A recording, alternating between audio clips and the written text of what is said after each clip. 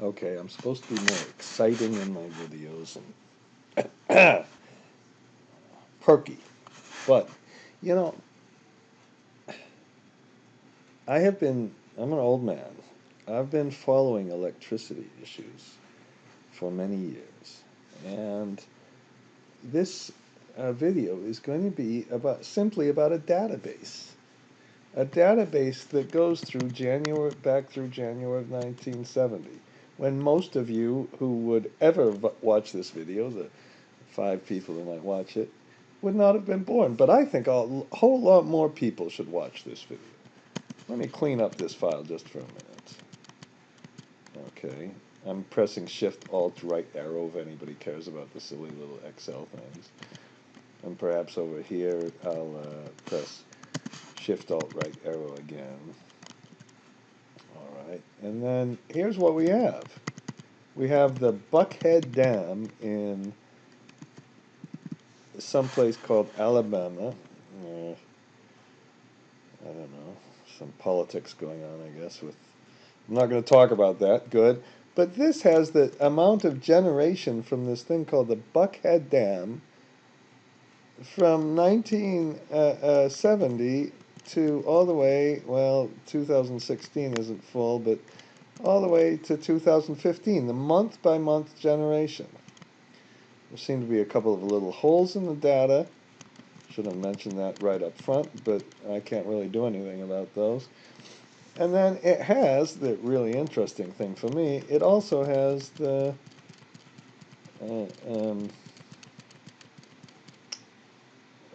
I'm looking at the states and the type of generation. We kind of go down. It's got 10,000 different power plants. 10,000 power plants.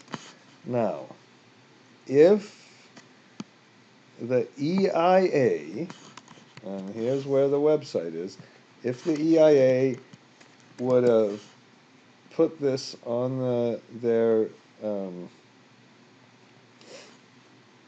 website in a consolidated file, I would suspect that a lot of you would say, okay, well, I am going to go and get and study something that's really important. I'm going to study the distribution. Here, let's just talk about the amazing things you can do with this. If you look at the source data, here's 2016. They have each power plant. They have the amount of fuel consumed by month, the amount of BTU. You can figure out something called the heat content of a thermal power plant. And you can see how the heat content has changed over time, but much more important, they have the generation. And comparing the generation to the BTUs for a thermal power plant, you could get the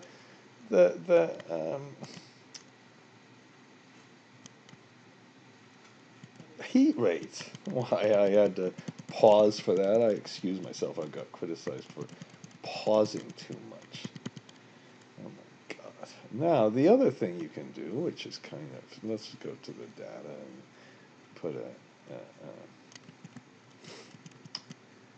a filter in here. I'm not good at this filter crap, but it's not crap really.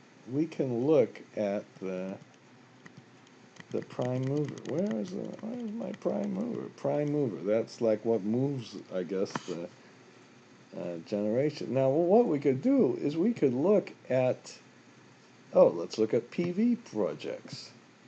Now, there are enough. Look at this. How many PV projects do we have? We have 182. And there is for me, enormous issue is, what's the variation, not by month, we all know that there's a lot of variation by month in solar projects, so let's find a solar project. Let's just, I hope if you've watched one of the videos, it shouldn't be surprising, and this is 2016, so this isn't a full year. But we can see kind of how much we've produced by month, okay? And then, most importantly, we can do the same thing for the solar projects in the next year. See how much we've produced year by year by year. And we can go all the way back. Now, solar projects, of course, won't have the history, but think about hydro. We can look at the distribution of hydro generation and see just how volatile the actual historical wind or hydro generation is, and we can assess all these P90 statistics and all that. Now, I had thought, well, this is such a gold mine. This is just such a wonderful thing to have. Why don't I, well, maybe I should charge you for this. Well, it's free stuff. I don't know. I'm hoping, I'm like one of these internet people, I'm hoping that one day you'll be interested enough to actually call me and think, oh my God, our company should really look. And when we're trying to explain to a banker how much variation there is in wind or hydro or solar or what's happening to the heat rates or anything else, we can take a look at real data, not these fictional consulting reports. We can compare real data, real P90s, real P75s. P50s are just averages, and we can see, well, what happens to production. Is there really a problem with production in the early years of the projects and all that? So that's, it's an enormous file. Okay. Um,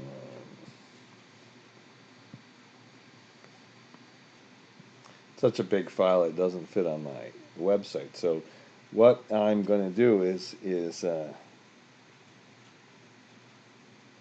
copy this summary page and then only isolate on hydro projects, only isolate on wind projects, on solar projects, on some peaking projects, whatever. And if you want this file, you'll have to ask for it in a Google Drive. Sorry. I just made that big executive decision right now. Okay, so there'll be another video that just looks at some variation in solar power production, variation in wind power production, variation in hydropower production. We can even look at things. Oh, this is so exciting. Anybody who's looks at electricity, and even if you're new, there was something called a California power crisis that resulted in the election of Arnold Schwarzenegger in California around the year 2000 and 2001. It was supposedly driven by hydro production being low, in part, and also in part by games that are played by Enron and a number of other kind of things. But how much was the hydro, how much really lower was that hydro production in the year around the year 2000 than it was in other years, and how worried do we have to be for big hydro systems if they enter into merchant kind of activities? Okay, so I'm going to stop the video, and goodbye.